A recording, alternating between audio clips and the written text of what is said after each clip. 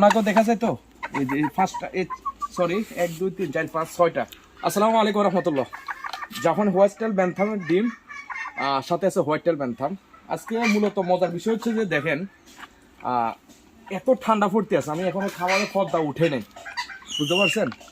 তো মূলত এই যে এখানে যে ডিমগুলো দেখছেন কেমন,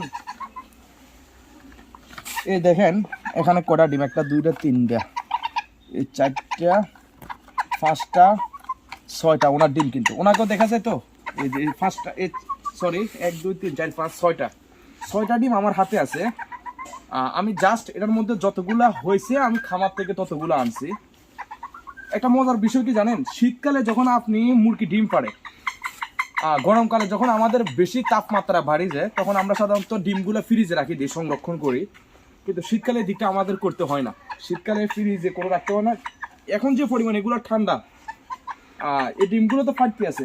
বর্তমানে আমার খামারে এগুলোর ডিম এমন আছে 15 দিন পরে পরে আছে, কিন্তু ফ্রিজে রাখি নাই, আলহামদুলিল্লাহ, ফ্রিজ ডিম গ্যারান্টি। আর একটা কথা, আমি কিন্তু ডিম সেল করি না ভাই, ডিমের জন্য কেউ নক দিবেন না। মূলত বলার বৈশিষ্ট্য হচ্ছে এটাই যে এখনো কিন্তু আমি পর্দা উঠে নাই, এত ঠান্ডা পড়ে।